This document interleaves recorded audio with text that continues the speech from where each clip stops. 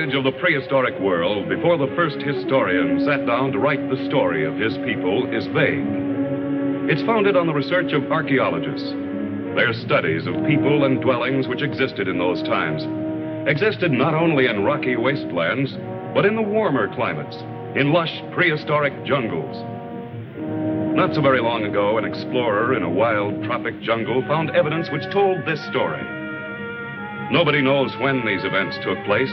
Maybe 10,000, maybe 100,000 years ago. It's the story of romance when the world was young. And as all romances must, it concerns itself mainly with one man, Angor, and one woman, Tigri. This is the woman of our story. She is Tigri, the leader of her tribe. Under the spell of the full moon, Tigri and the women of her tribe dance restlessly, savagely, impelled by a feeling of frustration, of a promise unfulfilled. They dance not knowing why and continue until exhausted.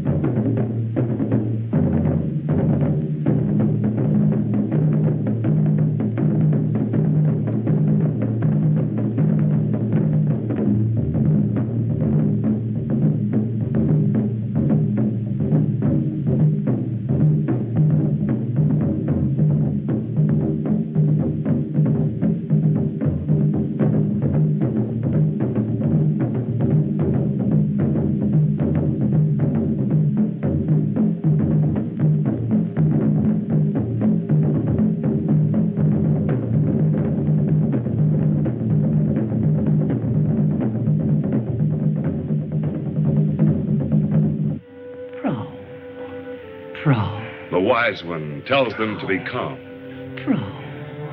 This is Loti. This is Arva.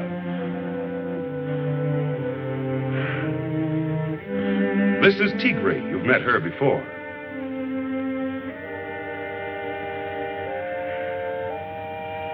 This is Tule.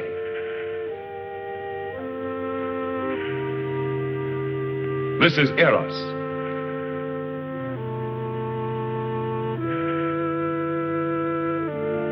This is Nika.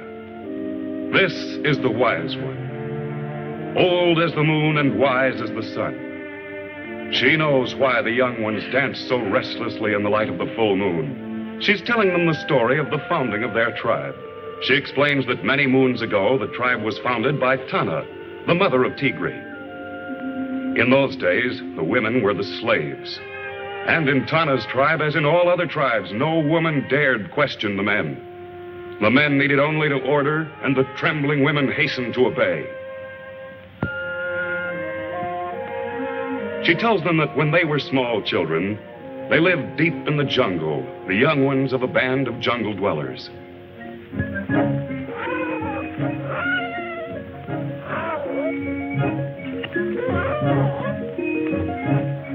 This is Tigri's mother, Tana. She and the others have stopped for a momentary rest, tired from carrying the carcass of a dead animal.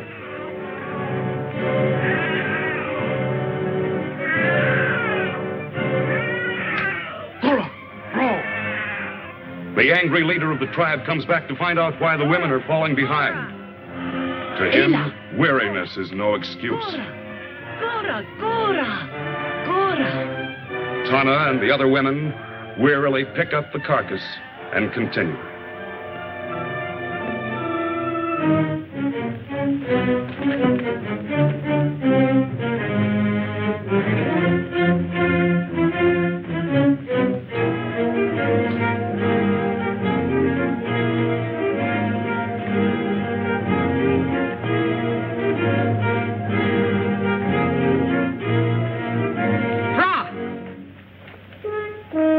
By now, the women are completely exhausted and must pause again for rest.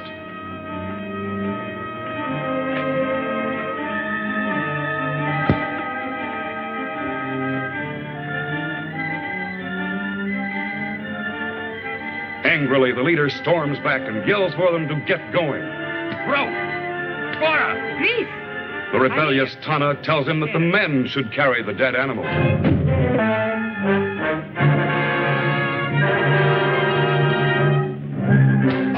Knocked to the ground, the infuriated, desperate Tana throws a rock at the leader, felling him. Tana immediately realizes that they must flee with the children, or the men of the tribe will take revenge on them. The women quickly gather the children and rush off into the jungle.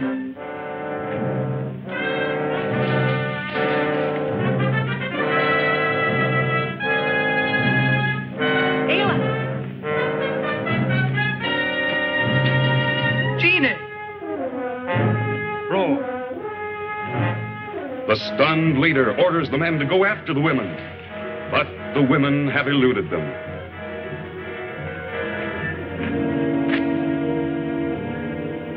The wise old woman tells them how, as time passed, the tribe prospered under Tana's able leadership, and the little girls learned how to fend for themselves. They all learned the skills of hunting and fishing for their food.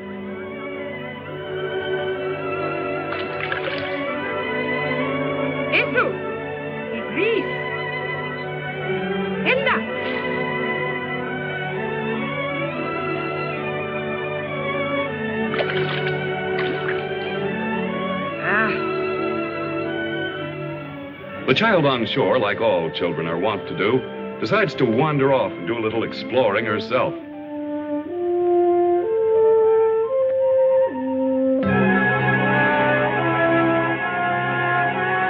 The entire tribe is unaware that they have been sighted by the terrible Gwadi.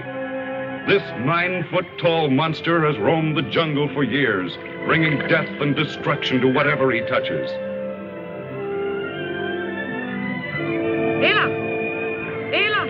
Tana sees the little girl is missing and calls to the other women to follow her in search of the child. Savage, merciless, possessed of Herculean strength, Gwadi is the most feared thing in the prehistoric world.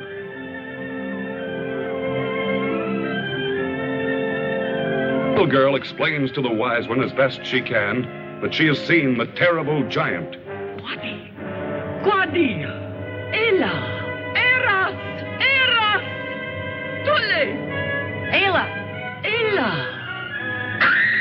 Gwadi has successfully captured 2 of the women and is carrying them off.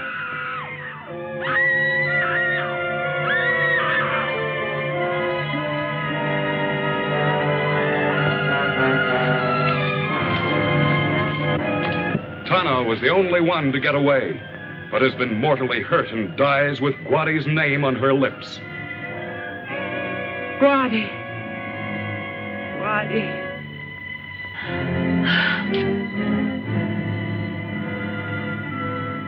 The wise old woman flees with the children. Gwadi! Even now, 15 years later, the mention of the dreaded name of Gwadi still strikes terror in the hearts of these same girls.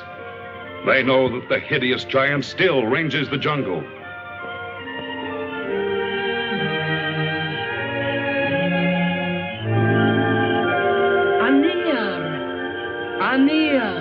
The wise one tells them that they must forget their hatred of Anir, their word for men.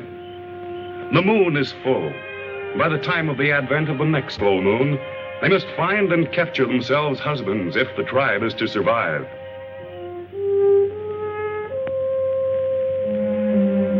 And the next morning, the 6 determined women set forth on their mission, accompanied by one of their panthers.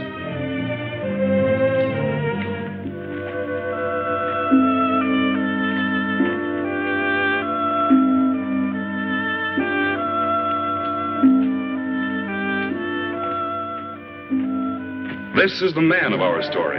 He is Angor. This is Angor's friend Ruig. This is Kama and the bearded Ad. Angor and his friends are on a foraging expedition. They're hunting food for their cave-dwelling tribe. They've cornered a savage tiger and are pitting their skill with stone-headed war clubs against this vicious monster of the jungle.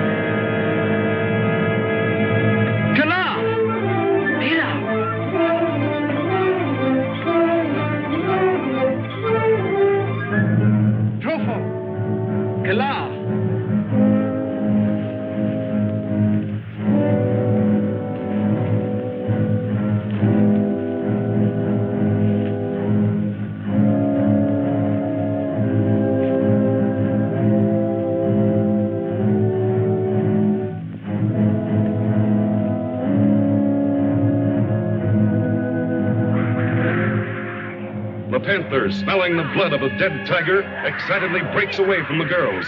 They chase after their pet. Kala!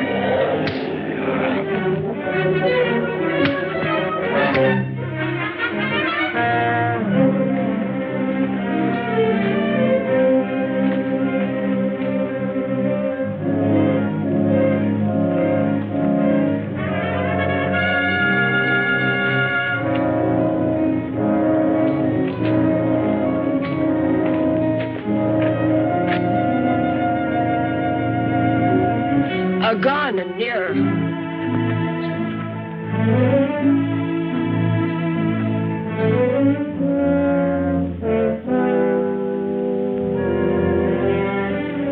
Ad uses the sap from a tree to soothe Angor's wounds. Suddenly, Ad falls unconscious. Angor and his tribesmen are amazed to see that they've been attacked by members of the weaker sex. Back on!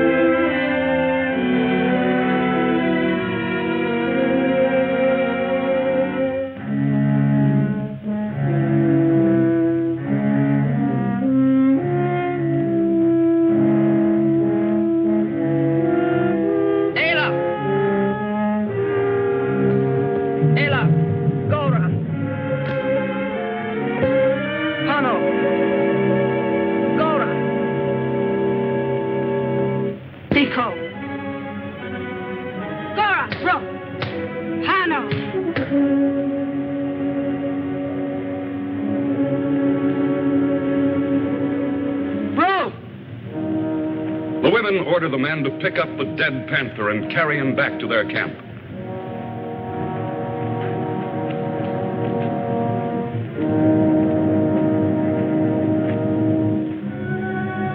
In the meantime, Angor stumbles along through the jungle back to his people.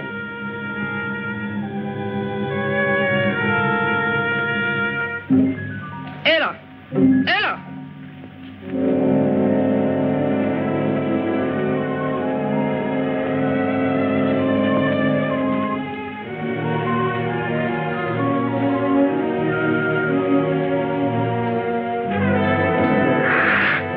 Tanas, row!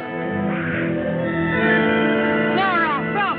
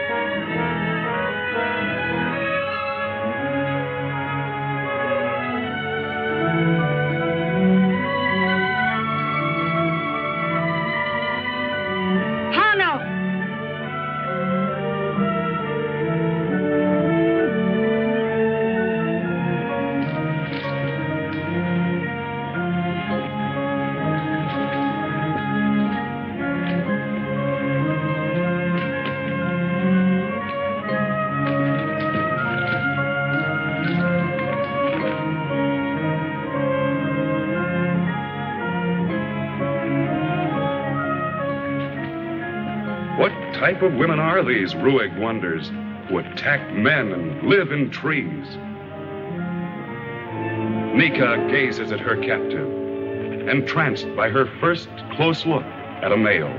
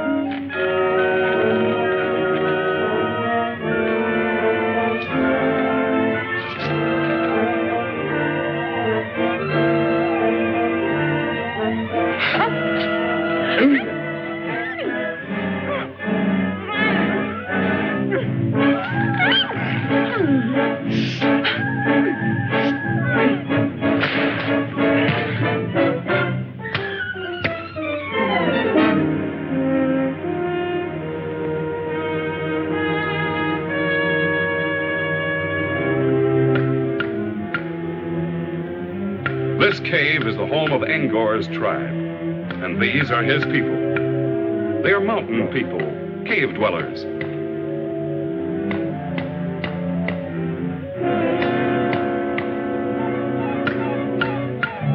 Ayla.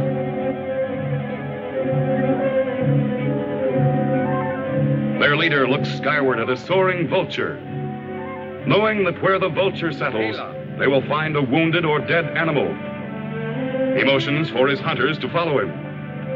Fra.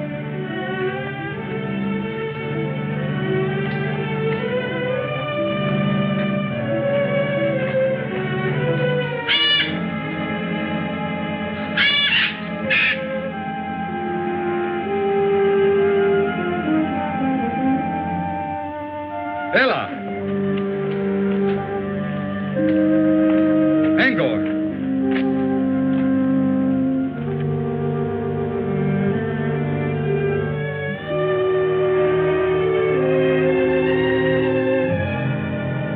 Iko.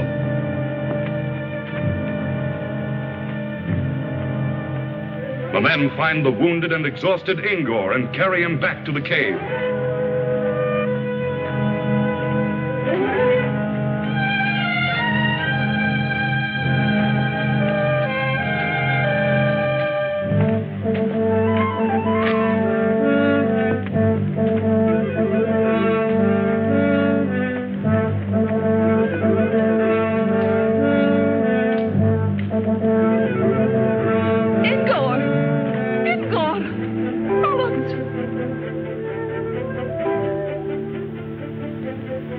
Angor's mother and the rest of the cave dwellers crowd around the wounded Angor.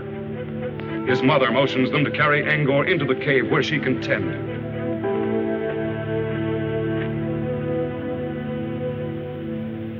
Weeks have gone by, and the leader of the cave dwellers is marking on the rocks the story of the women as Angor has told it to him. Time has healed Angor's wounds, and despite the leader's protest, Angor is determined upon revenge. Angor. Gine. Angor vows to rescue his tribesmen and to bring back to this cave as slaves the women who captured them.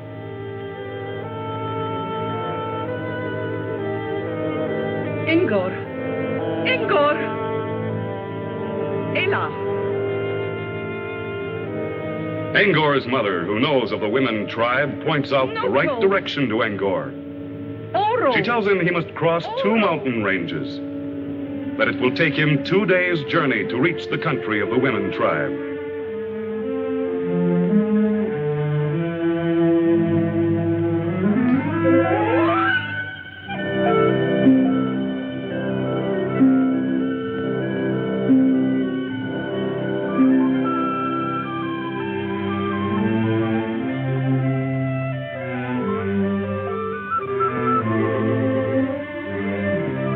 Every sense alive for the sound or sight of danger, Angor makes his way through the jungle toward the camp of the women.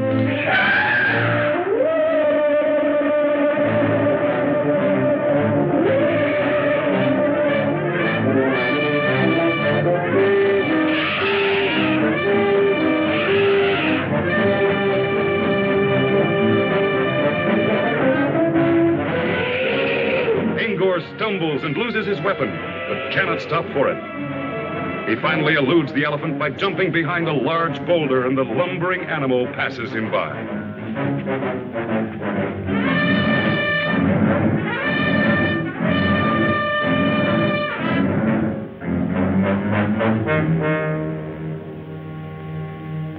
Having lost his only weapon, Angor must make a new club, his only protection against the many dangers lurking in the jungle.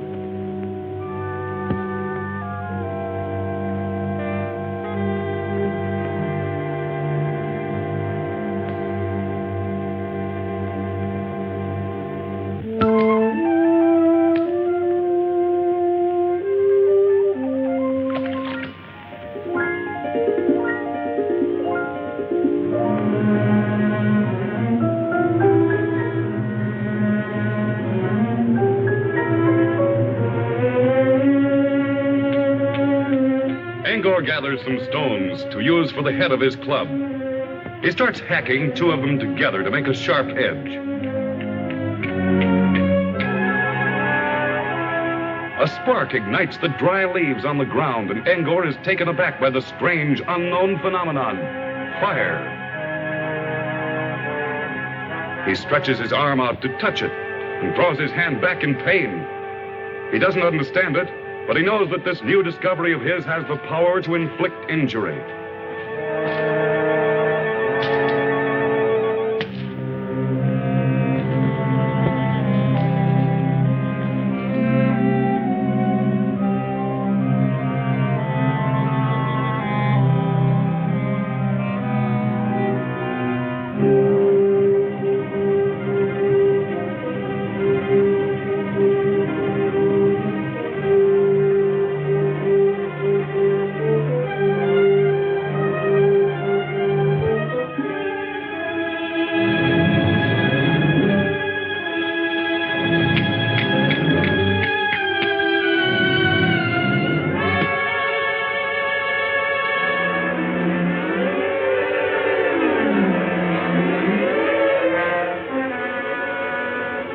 He is fascinated by the wonder of the first torch. Pier. He calls it pier, his word for fire.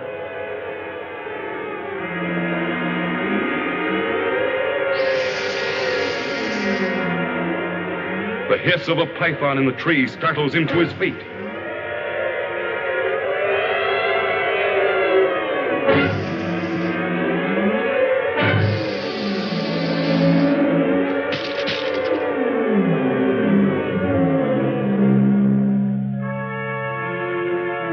He jabs the torch into the water after the snake. To his surprise, he finds the fire has disappeared. He jabs the torch back again, trying to regain the fire, but it's gone.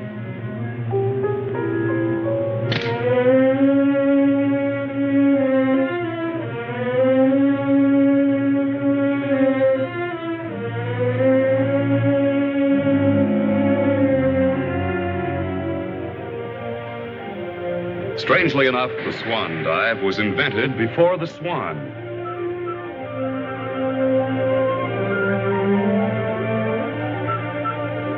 Tigri's jungle women have developed great skill in swimming, and it's one of their favorite recreations.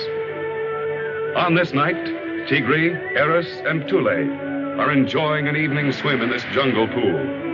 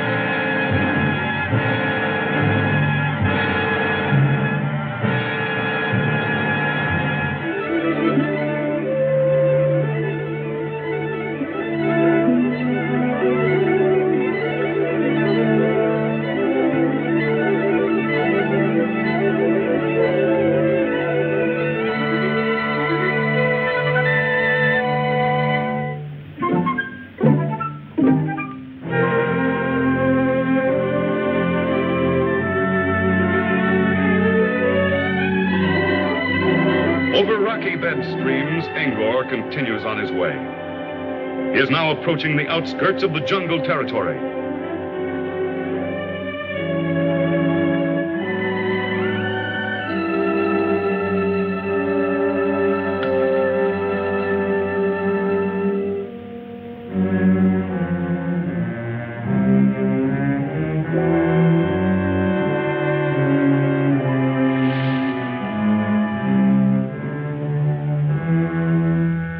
Suddenly, he sees ahead of him the huge, giant Wadi. Terrified, Ingor decides that the tree is his best hiding place and quickly climbs up into it.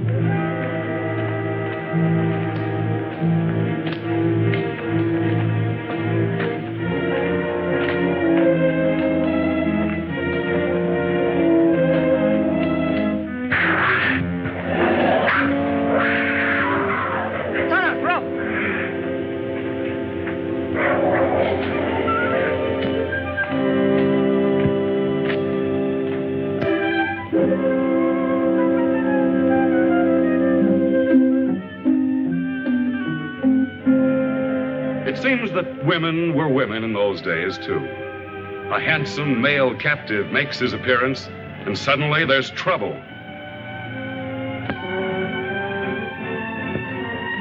Angor! Angor! Rui!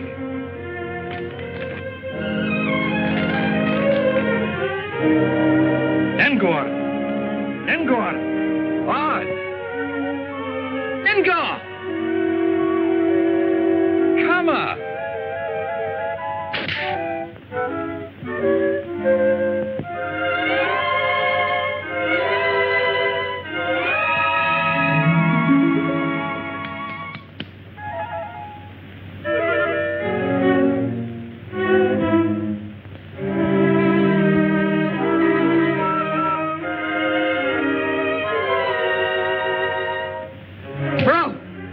Tigri is not sure yet why she objects, but she wants no interference until she decides whether or not she herself wants him as her husband.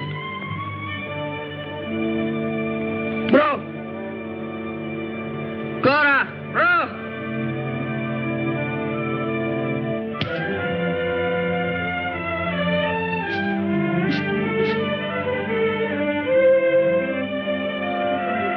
Angor is tempted to strike back at his captor, but the ever-watchful, snarling panther is a warning for him to be careful. He decides that caution is better than tangling now with this strange band of women.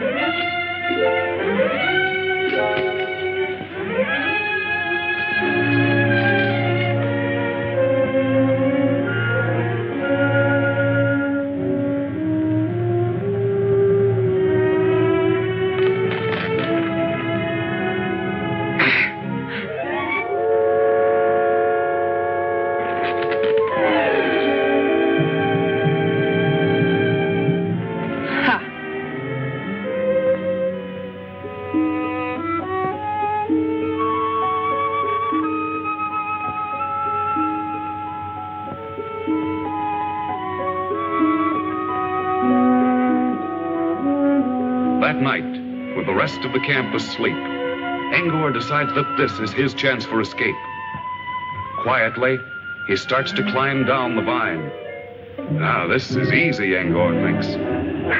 But he's not reckoned with the ever-alert panther, who evidently has just been waiting for him.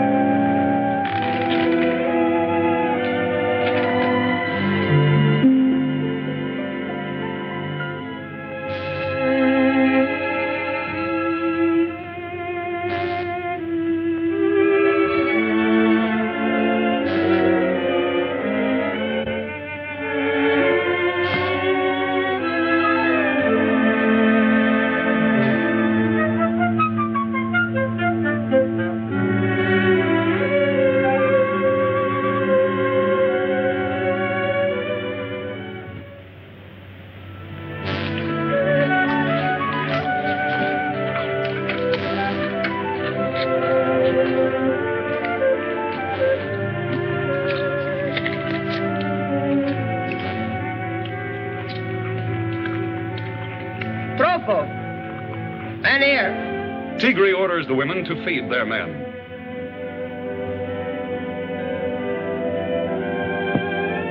Arva decides that this is a good time for her to make up to Angor and starts to bring him some food.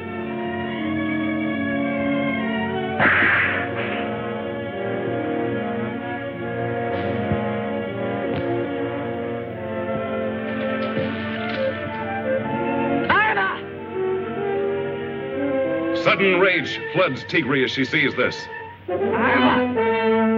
She angrily informs Arva that she has decided that Angor is to be her husband. Arva, Anir. But Arva violently disagrees. Tigre, Anir.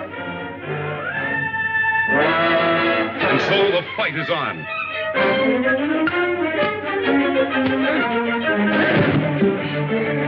Agon.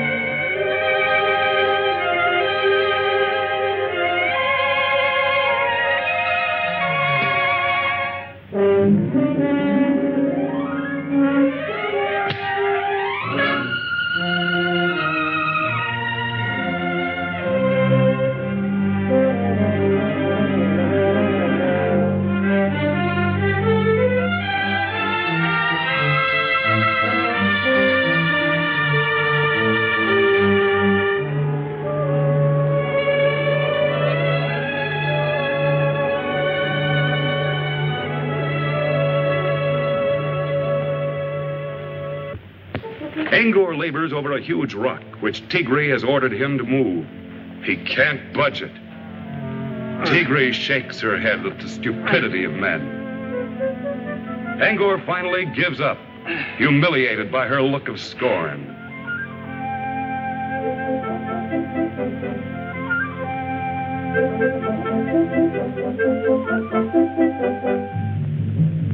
Gine, Elko, Lito. He asks her if she is so wise and superior, why doesn't she see if she can move the rock?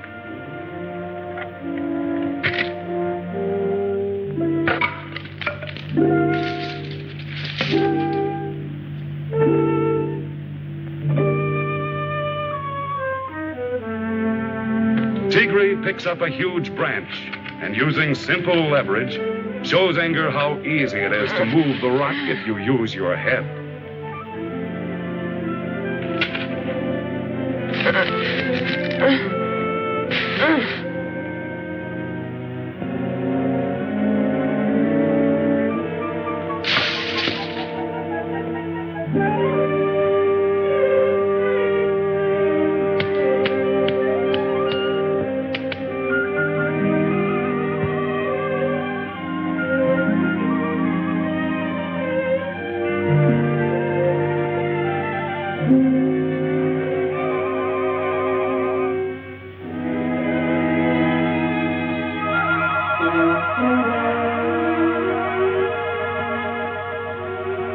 Angor.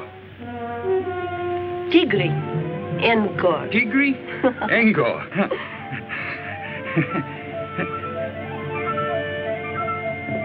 This is the night before the full moon. Time is running out for the male captives. By tomorrow, the marriage ceremonies will have been completed.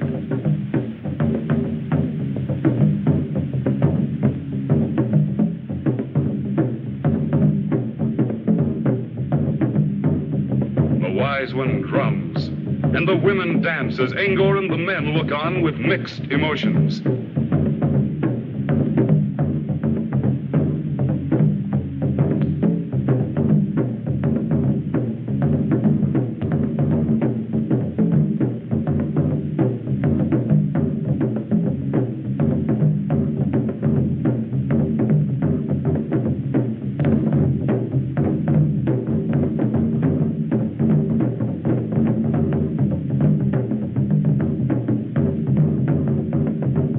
Angor knows too well what the coming of the full moon means, either escape or servitude. And as he watches the dance, the women pick up their clubs and demonstrate that in their homes, they will be the master.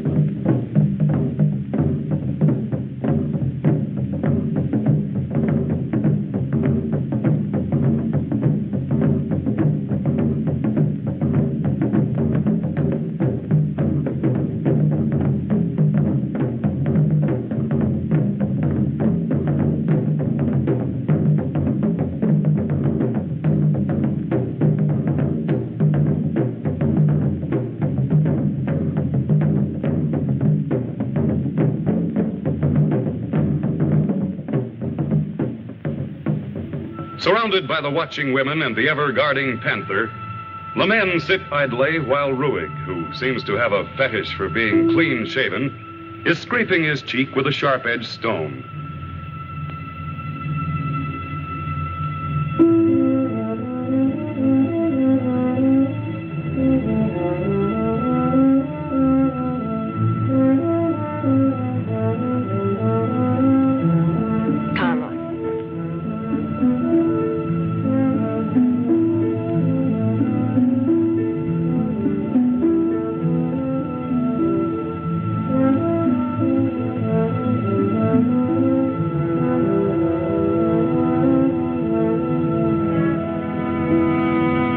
Angor is trying to figure a way out of this trap.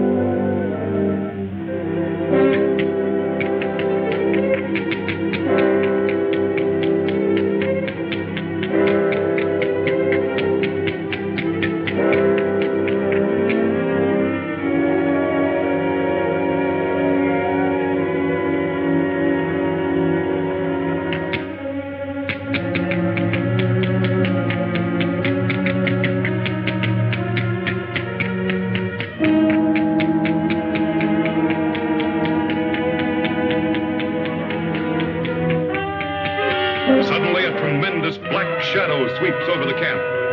It is Korax, the flying dragon, the scourge of the skies.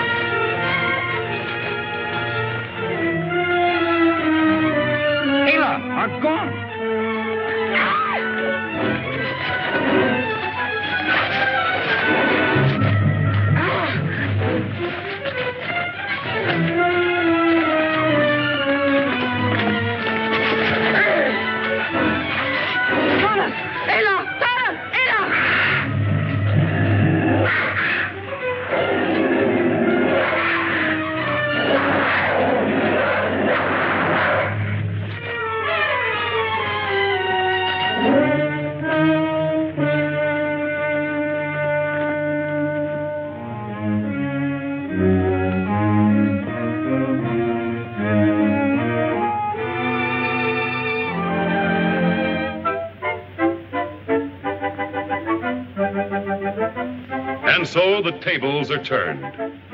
The dominant male is happy and contented. Women wait on him as though he were a king.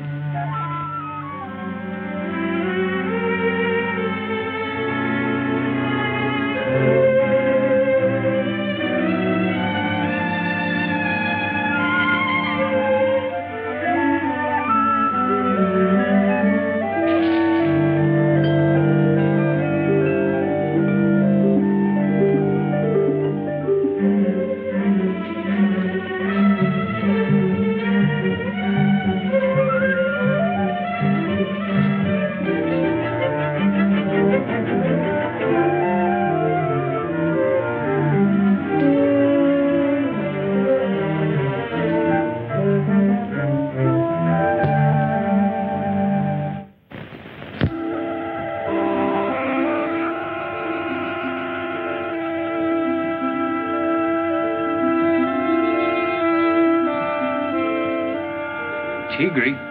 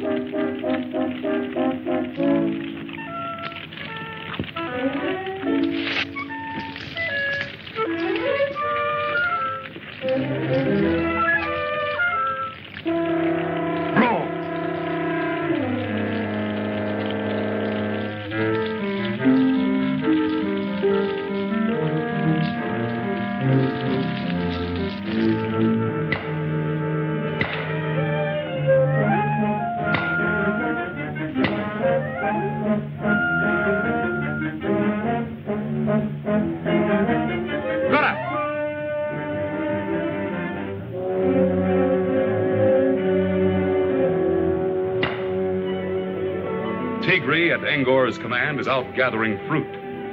She's hungry and would like to eat some of the fruit, but no, Angor forbids it. The once proud, fiery leader of the tribe meekly obeys. Bro, Seco,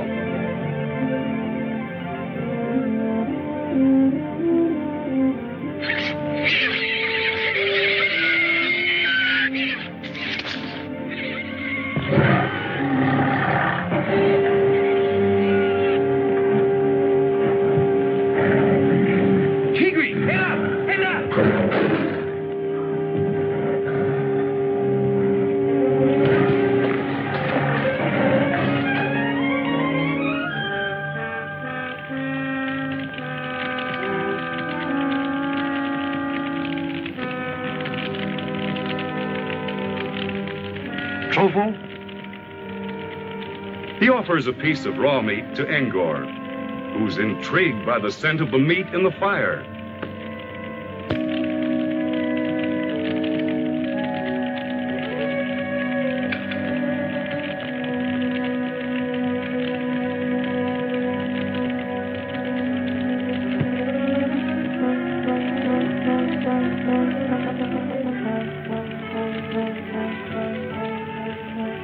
It tastes fine, and he offers some to Kama and Tigri. At first, they refuse.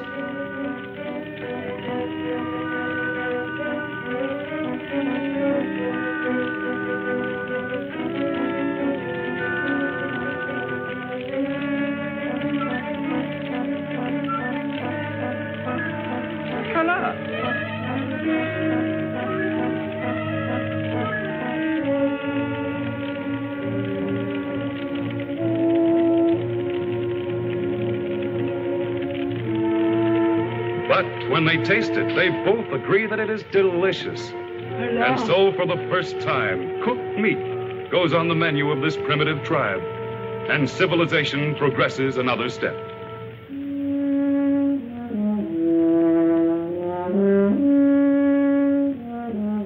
Angor's thoughts are of his home and his people.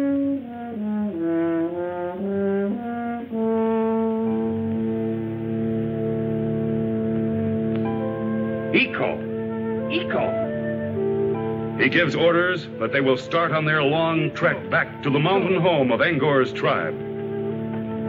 Tigri. Eco. Angor. Eco.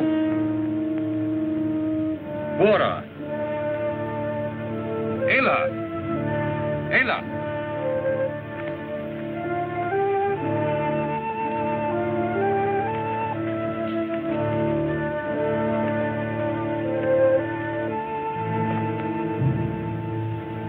Angor leads them through the jungle, ever alert for the lurking dangers which abound there.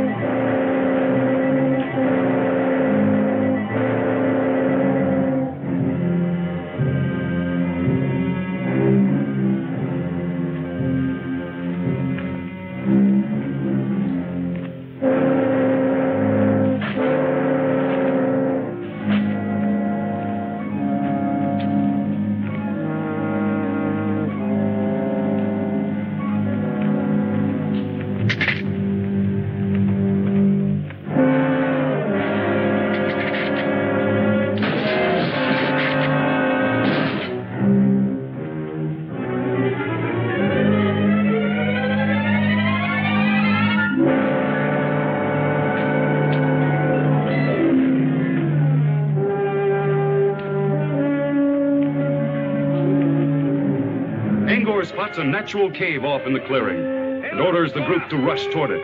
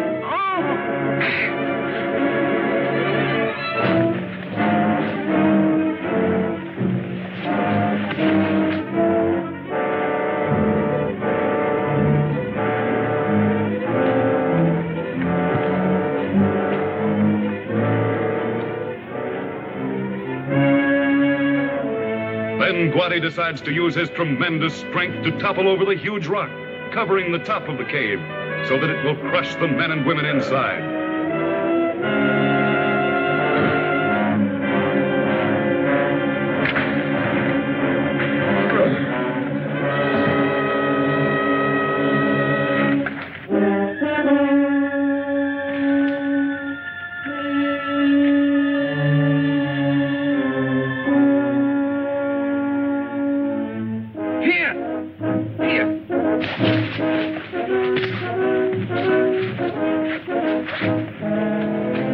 Angor orders the other men to make torches.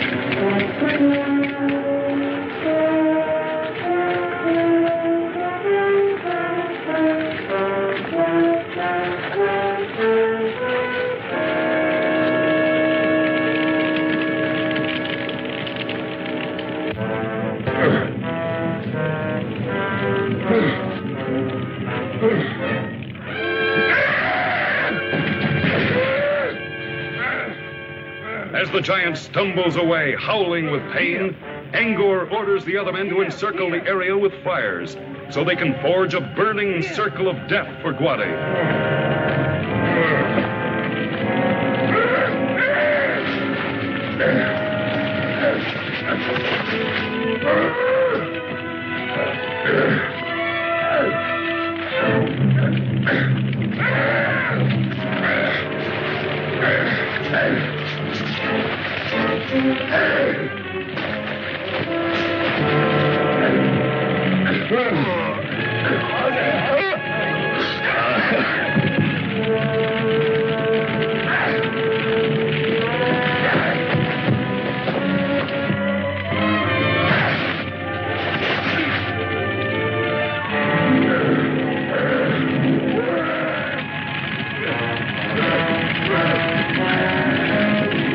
Guadi is completely bewildered by the leaping flames and terrified by the fire.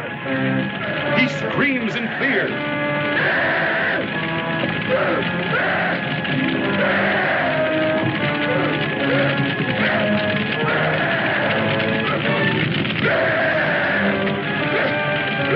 Angor finds himself also trapped by the encircling fire and sees that his only escape is to go over it.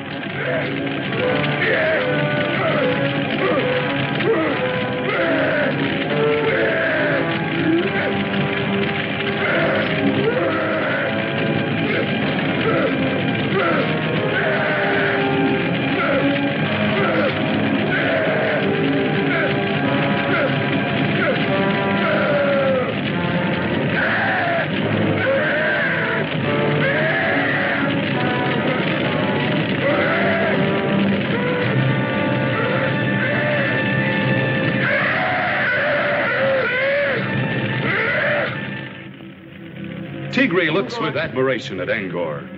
Tigri? Iko? She asks him to change his mind and return to the women's camp with his men, where they can start a new tribe. Angor, Iko Tigri. Ela, Angor, Iko Tigri. Angor agrees and tells his friends he has decided to remain.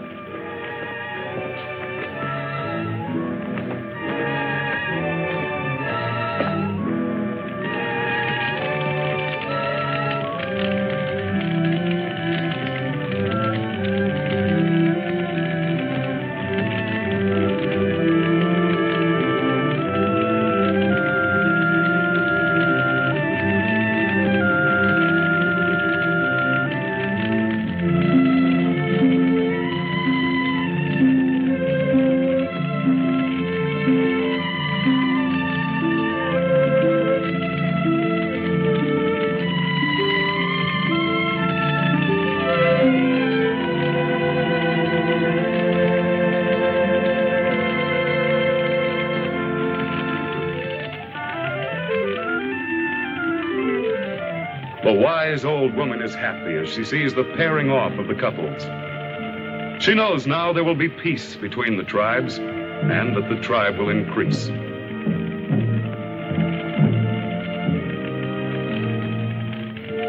She motions for Angor and Tigri to come to her. Ingo, Tigri, vamos.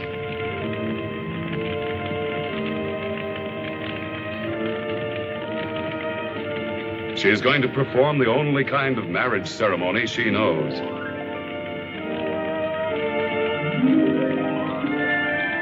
With the blending of their blood, Angor and Tigri's marriage is completed.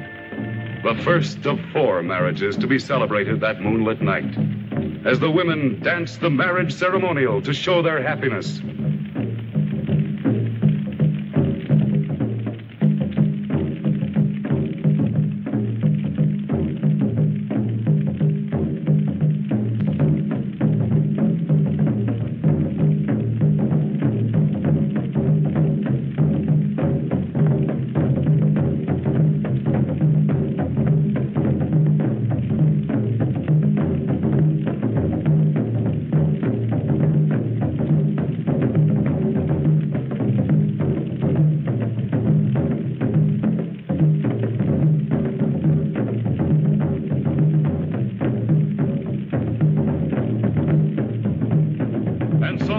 Distant days, even as today, the eternal battle for supremacy between woman and man was solved not through the clout and the club, but through romance.